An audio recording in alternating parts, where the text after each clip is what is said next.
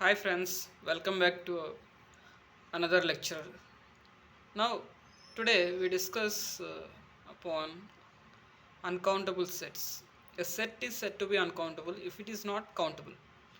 Countable అంటే ఏంటి మనకి ఏదైనా ఫైనైట్ అవ్వాలి లేకపోతే కౌంటబుల్ ఇన్ఫినైట్ అయితే కౌంటబుల్ అంటాం. సో అన్కౌంటబుల్ సెట్ అనేది ఇది రెండు కాదనమాట.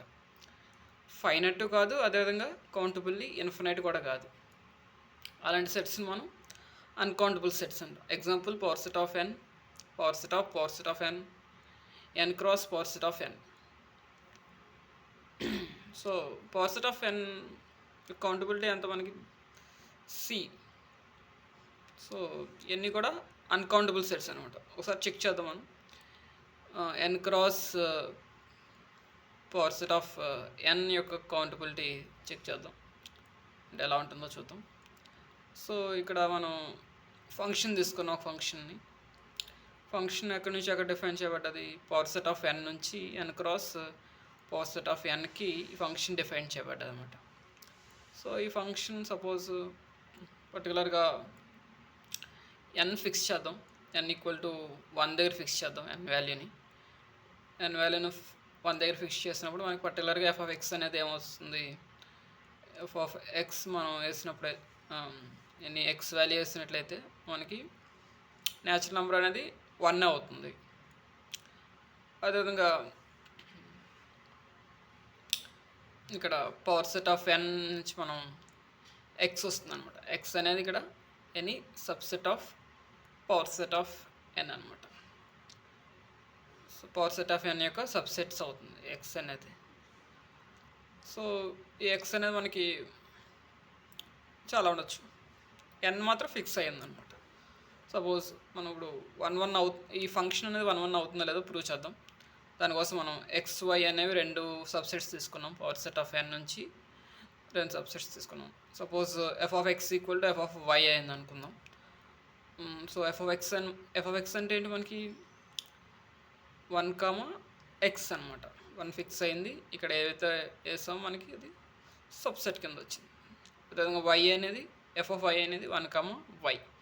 ఈ రెండు ఈక్వల్ అని వస్తుంది అన్నమాట. ఈక్వల్ అని వచ్చింది కాబట్టి మనకి కోఆర్డినేట్ పేర్స్ కాబట్టి సో ఎక్స్ వై ఈక్వల్ అయితే ఖచ్చితంగా 1 ఈక్వల్ ఆల్రెడీ. సో ఖచ్చితంగా మనకి ఎక్స్ వై అనేది ఈక్వల్ అవ్వాలి. సో ఆ విధంగా మన f of x equal to f of y తీసుకున్నట్లయితే అల్టిమేట్గా మనకి ఎక్స్ ఈక్వల్ టు వై వచ్చింది కాబట్టి ఎఫ్ అనేది 1-1 ఫంక్షన్ అవుతుంది అనమాట. సో ఎఫ్ ఫంక్షన్ అనేది 1-1 అయినట్లయితే దాని నుంచి మనం ఏం చెప్పొచ్చు? కార్డినాలిటీ ఆఫ్ ఏ అనేది less than or equal to cardinality of B అని చెప్పొచ్చు. సో ఫంక్షన్ ఇది ఎక్కడి నుంచి ఎక్కడ డిఫైన్ చేయబడ్డది? పవర్ సెట్ ఆఫ్ ఎన్ నుంచి N cross power set of ఎన్కి డిఫైన్ చేయబడ్డది కాబట్టి cardinality of power set of N అనేది less than or equal to so cardinality of power set of N అనేది less than or equal to cardinality of N cross power set of N అవుతుంది. So cardinality of power set of N అంటే మనకి C అవుతుంది మనకి. Okay. So C అనేది దీనికంటే చిన్నదనమాట. అంటే దీని యొక్క కార్డినాలిటీ సి కంటే పెద్దది. ఈ సెట్ యొక్క కార్డినాలిటీ ఏంటి? Set N cross power set of N యొక్క కార్డినాలిటీ అనేది సి కంటే పెద్దది. సో ఇక్కడ మనం నోట్ చేయాల్సిన విషయం ఏంటంటే every countable infinite set has cardinality aleph naught. ప్రతి కౌంటబుల్లీ ఇన్ఫినైట్ సెట్కి కార్డినాలిటీ అనేది అలిఫ్ నాటే అవుతుంది. అంతకంటే ఎక్కువ ఉండదు, అంతకంటే తక్కువ కూడా ఉండదు. But whereas 2 uncountable sets may have different cardinality. Uncountable sets ఖచ్చితంగా ఈక్వల్ అవ్వాలనే లేదు, రూల్ లేదు. వాటి కార్డినాలిటీస్ అనేవి డిఫరెంట్గా కూడా ఉండొచ్చు. కానీ but always greater than aleph naught కంటే కూడా ఎప్పుడు కూడా ఎక్కువగానే ఉంటాయి. సపోజ్ మనకి చూద్దాం. న్యాచురల్ నెంబర్స్ యొక్క కార్డినాలిటీ ఎంత మనకి? Aleph naught. Power set of natural number cardinality 2 power aleph naught అంటే సి. అదేవిధంగా power set of natural numbers యొక్క కార్డినాలిటీ 2 పవర్ అలిఫ్ నాట్ పెరుగుతూ పోతుంది చూడండి ఇంకా. సో వీటి యొక్క కార్డినాలిటీస్ ఏవి కూడా ఈక్వల్ కాదు, ఒకదానికంటే ఒకటి ఎక్కువ అవుతూ వెళ్తున్నాయి అన్నమాట. ఒకవేళ ఏ అనేది కౌంటబుల్ ఇన్ఫినైట్ సెట్ అయింది అనుకోండి. సో దాన్ని మనం జనరల్గా ఏ విధంగా రాయొచ్చు అంటే ఈ విధంగా జనరల్గా రిప్రజెంట్ చేస్తాం. ఏ అనేది A1, A2, A3 so on, an+1 so on continue అవుతుంది అనమాట. ఇది కౌంటబుల్ సెట్, ఇన్ఫినిట్ సెట్ని ఈ విధంగా రిప్రజెంట్ చేస్తాం. Next we move on to lemma. Lemma ఏం చెప్తుందంటే every infinite set has countably infinite subsets. ఓకేనా, ఇన్ఫినైట్ సెట్ ఉందంటే దానిలో కౌంటబుల్లీ ఇన్ఫినైట్ సబ్సెట్స్ ఉంటాయి అన్నమాట. చూద్దాం, ఇది ప్రూవ్ చేద్దాం. లెట్ ఎక్స్ అనేది ఒక ఇన్ఫినైట్ సెట్ తీసుకుందాం. ఎక్స్ అనేది ఒక infinite set.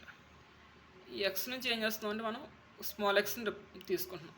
Small X belongs to ఈ ఎక్స్ నుంచి తీసుకున్నాం అంట.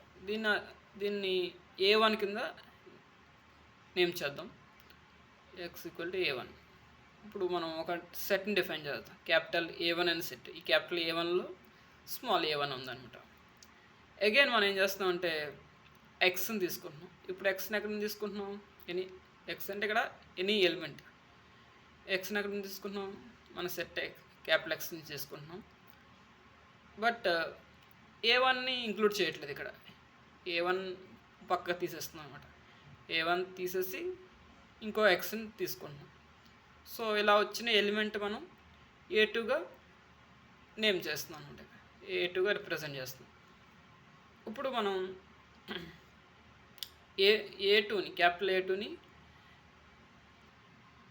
ఇప్పుడు మనం క్యాపిటల్ A2ని డిఫైన్ చేస్తున్నాం. క్యాపిటల్ A2ని ఏ విధంగా డిఫైన్ చేస్తున్నాం అంటే A1 యూనియన్ A2 కింద. అంటే A1లో ఆల్రెడీ మనకి A1 ఉంది, స్మాల్ A1 ఉంది, దానికి A2ని కూడా యాడ్ చేస్తున్నాం అనమాట. ఆ విధంగా మనకి A2 అనేది సెట్ అవుతుంది. A2 సెట్లో A1 అదేవిధంగా A2 ఉన్నాయన్నమాట. నెక్స్ట్ మనం అగైన్ ఇంకొక ఎలిమెంట్ తీసుకుంటున్నాం ఎక్స్లో. ఈసారి A2ని ఎక్స్క్లూడ్ చేస్తున్నాం, ఇంక్లూడ్ చేయట్లేదు. A2ని ఇంక్లూడ్ చేయకుండా మనం ఇంకో ఎలిమెంట్ని తీసుకుంటున్నాం. ఈ ఎలిమెంట్ని మనం ఏ విధంగా ఈ కొత్తగా వచ్చిన ఎలిమెంట్ని A3 కింద రిప్రజెంట్ చేస్తున్నాం అనమాట. సో ఇప్పుడు మనం A3ని డిఫైన్ చేస్తాం, క్యాపిటల్ A3ని డిఫైన్ చేస్తాం. క్యాపిటల్ A3 ఏంటి? A2 యూనియన్ A3 అనమాట. సో దీంట్లో ఏ ఎలిమెంట్స్ ఉంటాయి మనకి? A1, A2 so on, A1, A2, A3 అనే ఎలిమెంట్స్ ఉంటాయి. సో ఈ విధంగా మనం చేసుకుంటూ వెళ్తుంటే మనకి జనరల్గా ఏఎన్ ఏ విధంగా రిప్రజెంట్ చేస్తాం చూద్దాం. ఏఎన్ ఏమవుతుంది? an-1 యూనియన్ ఏఎన్ అవుతుంది అనమాట. సో దీంట్లో ఎలిమెంట్స్ ఏముంటాయి మనకి? A1, A2 so on. ఎక్కడ ఎండ్ అవుతున్నాయి మనకి? A3 దగ్గర. అంటే ఇక్కడ ఎలా అయితే A3 దగ్గర ఎండ్ అయ్యాయో సో ఇక్కడ ఏఎన్ దగ్గర ఎండ్ అవుతుంది అనమాట. సో ఏఎన్లో A1, A2 so on AN అనే ఎలిమెంట్స్ ఉన్నాయన్నమాట. సో ఇప్పుడు మనం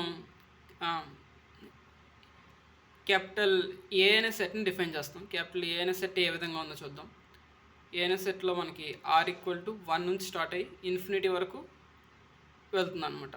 సో దాన్ని జనరల్గా ARతో రిప్రజెంట్ చేస్తున్నాం.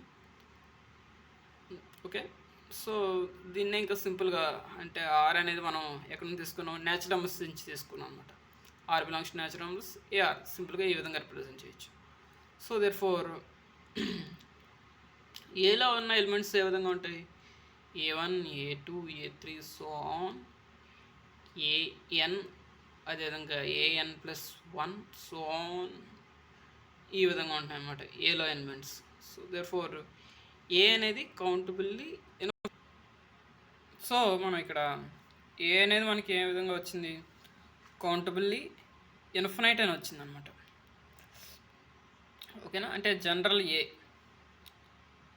ఏ అనేది కౌంటబుల్లీ ఇన్ఫినైట్. అసలు ఓవరాల్గా ఏమవుతుందో చూద్దాం మనం. అసలు ఫస్ట్ మనం ఏం చేస్తాం?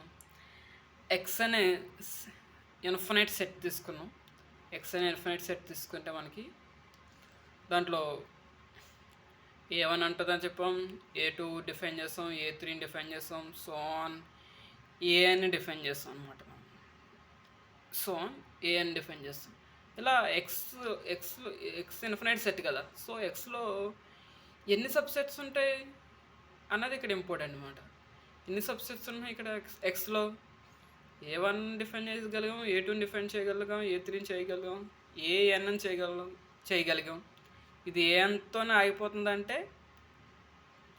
ఆగిపోవట్లేదు. ఇక్కడ ఇది ఏఎన్తో మాత్రమే స్టాప్ అవ్వట్లేదు. ఇన్ జనరల్గా మనకి ఇక వెళ్తూనే ఉంటుంది అన్నమాట. ఎంతవరకు వెళ్తుంది? ఏఎన్ దగ్గర స్టాప్ అయిపోతుందా అంటే స్టాప్ అవ్వట్లేదు. సపోజ్ ఏఎన్+1 తీసుకున్నాం అనుకో, డిఫైన్ చేయగలుగుతాం, ఇంకో సెట్, కొత్త సెట్ వస్తుంది. అదేవిధంగా ఏఎన్+2 తీసుకున్నాం అనుకో, ఇంకో సెట్ డిఫైన్ చేయగలుగుతాం. అలా ఎన్ని సెట్స్ ఉంటే మనకి కౌంటబుల్ ఇన్ఫినైట్ సెట్స్ ఉంటున్నాయి అన్నమాట. కౌంటబుల్ ఇన్ఫినైట్ సెట్స్ ఉన్నాయి. ఇవన్నీ కూడా దేని యొక్క సబ్సెట్స్? ఎక్స్ యొక్క సబ్సెట్స్. ఇవన్నీ కూడా ఎక్స్ యొక్క సబ్సెట్స్.